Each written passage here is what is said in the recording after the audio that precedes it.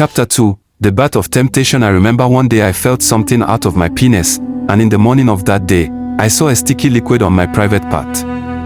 I thought about what my primary school teacher, and goodness, told us when we were in primary 4, about wet dreams and all that, and for a moment, I didn't know whether what I am seeing is actually a wet dream or something else. Our teacher had told us that when we start getting wet dreams, our desire for sex would be increased.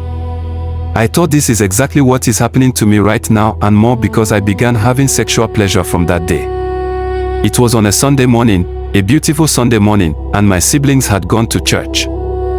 There was no one at home, save me. I was still having all the pressure to have sex that day when I came across one of my sister's books, sexual books, she reads, and the story in the book seemed to ignite my fire, and it was so appetizing that I wished there was a girl in the room with me that morning. And seeing that everyone had gone to church, that could have been a good day for us. For me.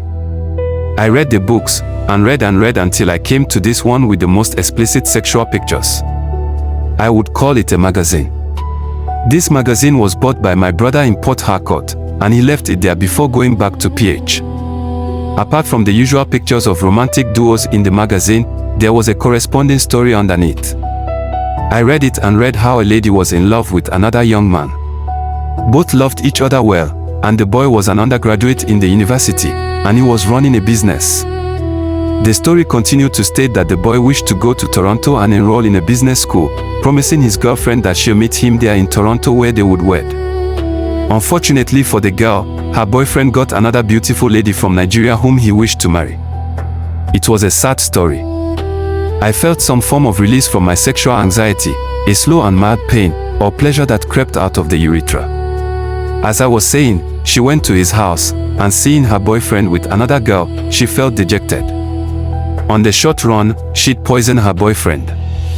She was prosecuted, but the lawyer said that she is not guilty seeing that after giving her boyfriend some cooked rice with arsenic in it, she had the conscience to rush him to the hospital. Even though he died at last. But as I read on, I discovered that the lady in question said she felt like committing suicide because she could not live with the knowledge that her boyfriend is not with her. In fact, she is 28 and no husband yet. I enjoyed that one. I thought about the whole story like a philosopher would do, and one thing that is strange about the story is that as I laid me down on the bed with my chest slightly facing the ceiling, there was little spark of romance in my chest. I just turned the pages and discovered another story. This one is also a love story, and it is about two lovers. The lady in the new story is a worker who lives in the same house with her boyfriend, also a junior worker. She receives a telephone call and after some rotten discussions, called upon her boyfriend or lover who pretended to be sick. She questioned him and said, "Why the hell are you behaving like this?" The lover replied with his own words saying, "What does a sick man like me desire than to have a sizzling time with you?" That was the reply of the lover. As girls sometimes do, she went away and got their luggage ready for the flight that they wanted to take. At the airport, they cleared and boarded their flight.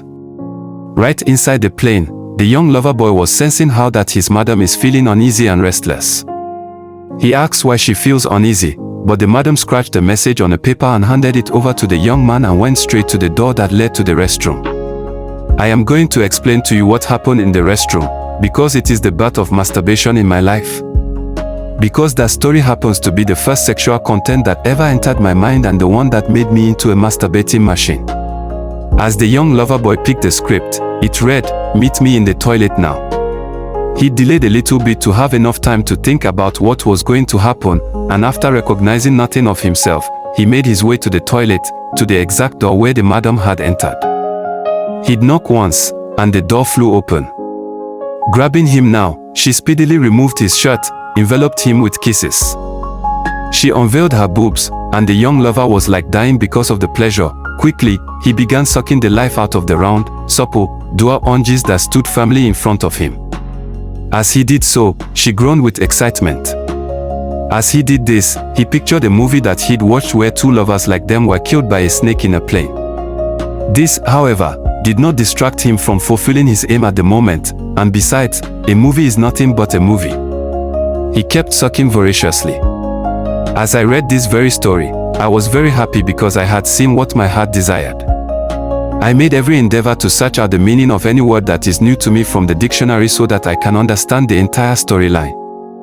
I even reread some of the paragraphs and sometimes start from the beginning when I am done searching for the new words. Meanwhile, the madam undid his pants, and he was left aghast as his stick stood still like the rock of Gibraltar. Immediately, she bent down and began to give him a powerful fellative. By this time, my body systems are not moving and forming momentum, especially my testicles.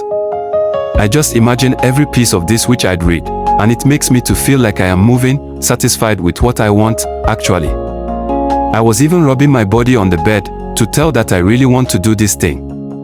I mean, to do it with someone, at the moment.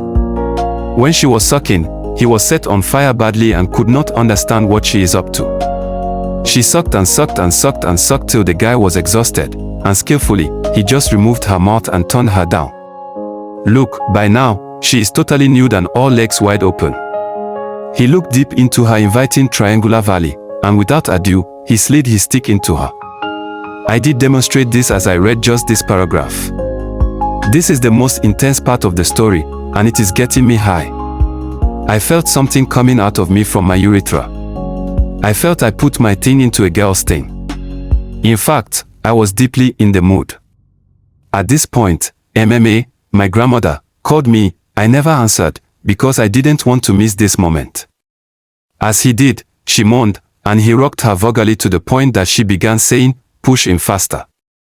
The guy did according to the instruction, and within seconds, he began to feel something peculiar.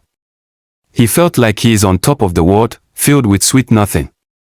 It was a remarkable moment, and you know what I mean.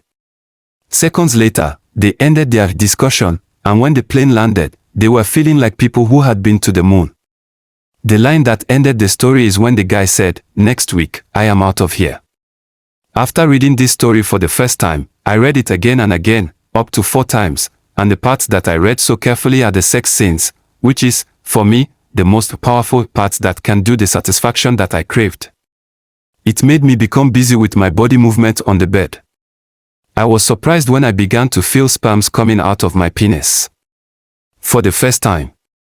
The feeling was very intense, rushing out of me like liquid fire. My brain was fully engaged. I immediately stood up and opened my trousers. It flowed out. I took a tiny plate and tried to pour some of it into the plate when finally, the flow ceased. But I was happy that I had developed sperms. I am now a man. I watched the color of it and was elated to know the color of that thing that biology calls semen. That was the birth of masturbation in my life. It has been an experience in my life which I can never forget, not in a hurry. Assuming I went to church that Sunday morning, it would not have happened to me. I gave the devil chance to plant one of the most deadly fruits that destroys a lot of youth in life, masturbation. I thought that I'd overpower the feeling during the first year, but I continued, into the second year, and the third. I could not understand myself anymore. I tried as much as possible to stop it, but it is an act I would hastily do whenever I remember it.